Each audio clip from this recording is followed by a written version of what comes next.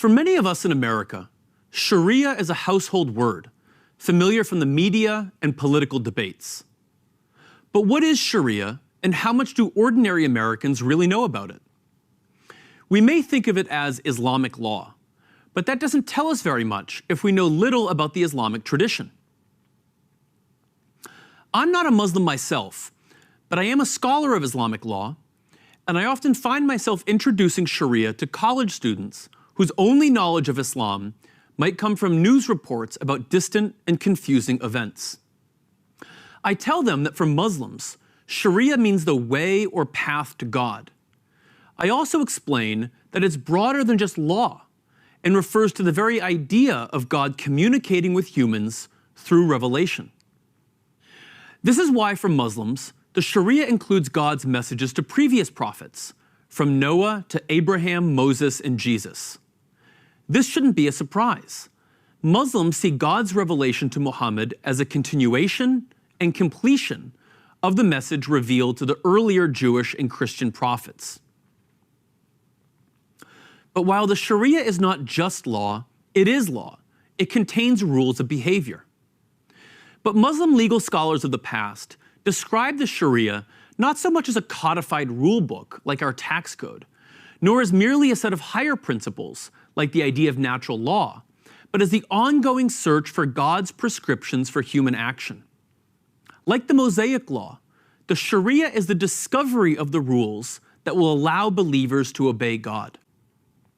Muslims understand that these rules of Sharia reflect broader purposes and values.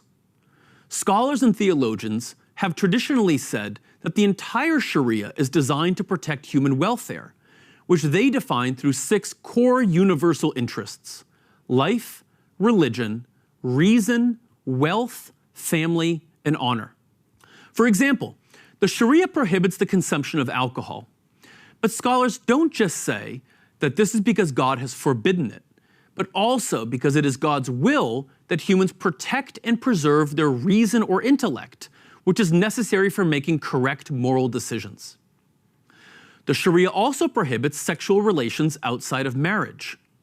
This is not just because of divine decree, but because it preserves family bonds. At the same time, the Sharia prohibits false accusations of sexual immorality. This protects human dignity and honor, which are necessary for living a good life. So the Sharia should first be understood by its goals and values before its rules. What then are those rules?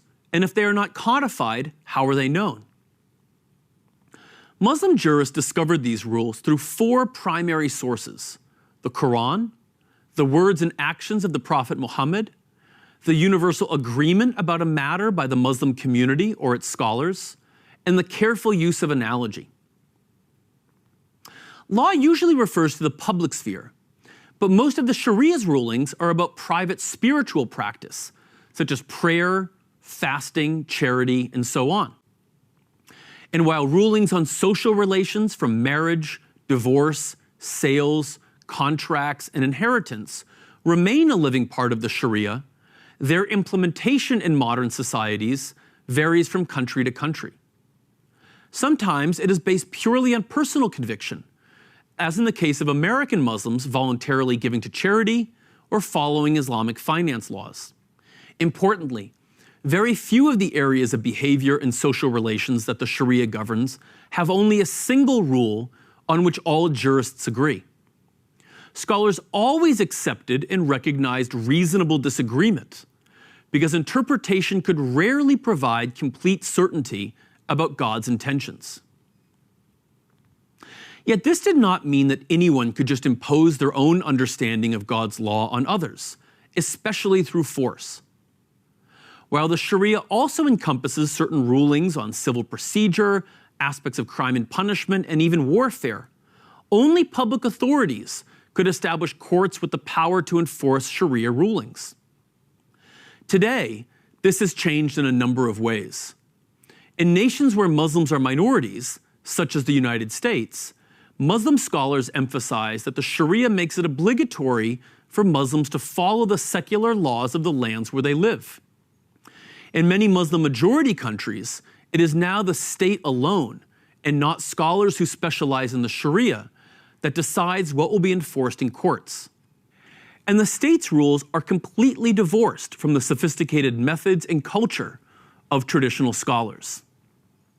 So when we say that some modern states apply the Sharia, we need to remember that states may have picked and chosen certain rulings, but isolated rules alone don't represent the meaning and spirit of the Sharia. But this is what is still true for Muslims today. They see the Sharia as primarily about finding the path to God and about making this world an abode of justice.